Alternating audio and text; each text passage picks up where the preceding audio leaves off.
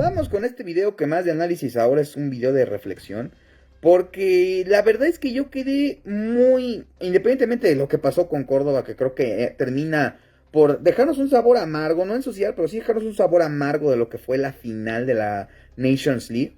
De que pues es posible que un equipo centroamericano compita al tú por tú, al menos a nivel de selecciones, con equipos como Estados Unidos, como México. De que pueda otra vez retomar Centroamérica el lugar que tienen en el área y poder hacer frente a las potencias del área que pareciera que la tienen secuestrada, como la selección mexicana o la selección estadounidense. Y a mí me dejó mucho pensando, y te vas a un historial y te das cuenta que Panamá no es de hoy que tiene trabajando para poder hacer esto.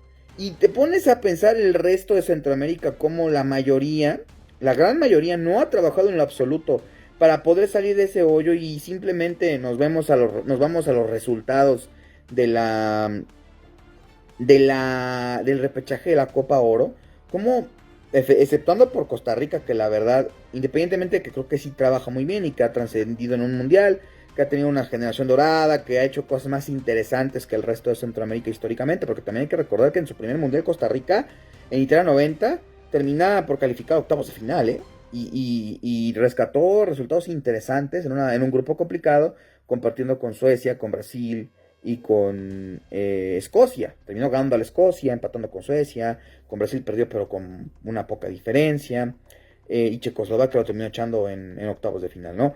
En su primera experiencia mundialista. Entonces, la zona centroamericana de por sí, me parece que es una zona que ha sufrido mucho para crecer a nivel futbolístico. Es una zona donde el fútbol llegó más tarde que en el resto de América. Yo creo que fue el último lugar de América en el que llegó el fútbol.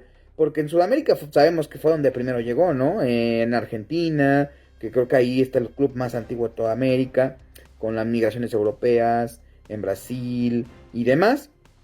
En México llegó un poquito medianamente, digamos, ni tan temprano como en América, pero tampoco tan tarde como en Centroamérica. Aquí llegan en la final de los 800 por los ingleses que vinieron a las minas de Pachuca. Y en Estados Unidos y Canadá, que pues llegó porque pues había mucho migrante inglés y mucho migrante escocés. Y me parece que hasta llega incluso antes que el fútbol mexicano, el fútbol de Estados Unidos y a Canadá. El fútbol panameño se termina de desarrollar hasta finales de los años 90. Panamá era un equipo que ni siquiera se metía, deja tu hexagonal final, no llegaba ni siquiera a los cuadrangulares, o siquiera, pues siempre perdían las primeras rondas, ¿no? Otros fútboles como el de El Salvador, Honduras, Guatemala, incluso la misma Costa Rica, que también empezó un poquito más tarde, lo superaban, ¿no? Y Panamá no tenía cabida. Prácticamente su primer hexagonal final de Panamá, si no mal recuerdo, se dio hasta 2006. ¿Cómo logró Panamá crecer tanto su fútbol? Bueno, hay que poner un paréntesis y decir que tuvieron tres grandes figuras durante estos años que el fútbol no figuraba. Los hermanos Deli Valdés, que ellos su historia pues se fueron a terminar de formar en Argentina, los vieron y bueno y en Colombia. Ahí es donde ellos terminan yéndose, migraba mucho el futbolista para mí, el poco fútbol que acá había, porque no había una liga local competitiva. Si bien existía la liga local, el Arabia Unido tiene mucho rato existiendo, que creo que es de los equipos más viejos. No había la manera en la cual ellos tuvieron una plataforma para crecer, entonces los que eran más o menos dotados, pues se iban al extranjero, en Colombia o Argentina. Y el caso de Rommel Fernández, que es el caso, yo creo que más peculiar de todos los futbolistas panameños de aquella época. Él sí se forma en Panamá, él debuta profesionalmente en Panamá, una fundación es la que lo termina viendo. Las condiciones que tenía, era muy bueno, rematador de cabeza, muy fuerte, le decían el Panzer, porque era prácticamente un tanque, era difícil ganarle una jugada cuerpo a cuerpo, y esto provocó que esta fundación se lo llevara a probar a Europa. Ahí en Colombia, primero, si no me equivoco, luego lo ven en Europa, en una época que era difícil salir a Europa, y se lo terminan llevando a la segunda división de España, y el resto es historia, ¿no? Su primer logro como selección, ya con esta estructura, que ni siquiera es algo difícil de hacer, o sea, no se pusieron a hacer academias y pagar formaciones, no, simplemente hicieron un torneo de barrios, popularizaron el fútbol en la región, y involucraron a los equipos de la Liga de Panamá, que de por sí es una liga que continúa siendo de bajo presupuesto, que se nutrió de ellos y que les puso una plataforma para que vinieran mucho visor a Sudamérica y les da la facilidad de salir a Sudamérica, les da las facilidades allá a la MLS, ¿no? Y hoy en día pues tenemos los jugadores panameños que hay. Su primer triunfo fue calificar al hexagonal final del 2006 en Alemania, se quedaron en último lugar. En 2010 hay un golpe fuerte, un retroceso pequeño, pierden con la selección de El Salvador dirigida por Carlos de los Cobos en una eliminatoria a mata-mata, en la primera ronda de la eliminatoria de Sudáfrica 2010, previo a la zona de grupos. Y se vuelve a reestructurar el fútbol panameño, ¿no? Ahora el reto no era hacerlos debutar y que se fueran a Sudamérica, sino exponer al futbolista panameño en Europa. ¿Cómo lo trataron de hacer? Pues metiéndole a las inferiores, ¿no? Profesionalizaron más de las inferiores, capacitaron mucho en cursos en Colombia sobre todo, y trajeron, pues ahora sí que la ayuda que te da FIFA, el FIFA Border, que te ayuda para instalar canchas y demás. Instalaron mucha cancha de paso sintético en Panamá. Y en el Mundial de Rusia, si bien fue una eliminatoria curiosa, donde pasaron muchas cosas, nos topamos con el peor Estados Unidos en años, nos topamos con una Costa Rica que ya no era competitiva tanto. Por eso México también fue el primer lugar, porque no hubo mucha competencia. Esa eliminatoria en específico fue un bajón en general para toda la zona. Y al final, pues sí, con polémica arbitral, lo que quieran, Panamá termina metiéndose a su primer mundial. Y en su primer mundial me parece que fue una experiencia, comparado con otros de CONCACAF que van a debutar, digna dentro de lo que cabe, porque lograron meterle un gol a Túnez y le iban ganando. Con Bélgica hicieron un partido digno, perdieron, pero me parece que quedar 2-1 no es indigno. Contra Inglaterra era muy complicado, un candidato al título que terminó siendo cuarto lugar de la competición. Le ganaron 6-1. Yo entiendo, a lo mejor dirás que mediocre que festejaron el gol. Sí, pero la gente pues se sintió emocionada porque nunca habían visto un gol de Panamá en un mundial. Ya después vieron otro y donde iban ganándole a Túnez, se acaba la participación de Panamá. Viene Thomas Christensen, hay un cambio generacional muy fuerte de golpe que le pega mucho al fútbol panameño.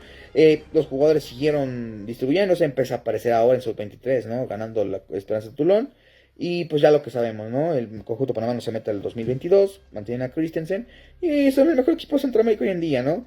Aquí hay tres claves fundamentales ya para cerrar el video que quiero rescatar de todo este recorrido para decir que Panamá es el ejemplo a seguir en todo CONCACAF.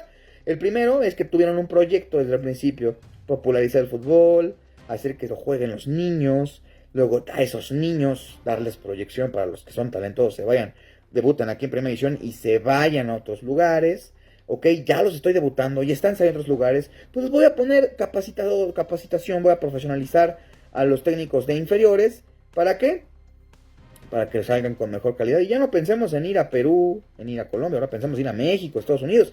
Ya no pensemos en ir a México y Estados Unidos, ahora pensemos en ir a Europa. ¿Cuál ha sido el resultado? Tienen jugadores en el Olympique de Marsella, tienen jugadores en Europa, en todos lados prácticamente. Ayuda mucho que la liga sea de bajo presupuesto, claro que ayuda. Hay cosas malas con la liga, como los tamaños de partidos que han surgido. Pero la verdad, en general, el fútbol panameño en cuestión liga ha hecho muy bien le conviene que la liga sea tan barata, porque sabe mucho el futbolista panameño. Y sobre todo el tercer punto, paciencia. Han tenido mucha paciencia en cuestión de procesos en Panamá.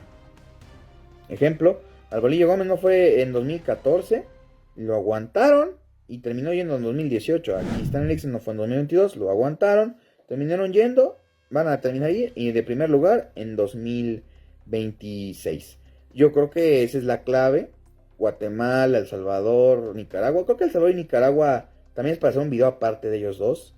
Cómo el Estado puede impulsar al fútbol. Y creo que El Salvador va a crecer, por más que no me agrade o no el fútbol salvadoreño. Y creo que el fútbol en Nicaragua está creciendo. Guatemala está haciendo lo que puede en nivel federación. Pero creo que nivel club es el problema. Nivel club y nivel liga.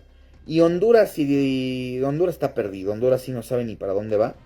Igual que, Costa Rica está haciendo lo mismo que hacía hace unos años. Pero creo que tendrán que mejorar ciertas cosas. En conclusión, el ejemplo a seguir es Panamá.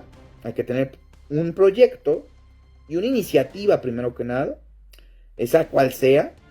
Hay que tener la capacidad de tener la visión de que Si quieres cambiar las cosas, no es con la mayor, es con los pequeños, es con los niños, con los que juegan en básicas, porque ellos finalmente son los jugadores del futuro que tú vas a poder moldear y trabajar para que sea una mejor selección en el futuro.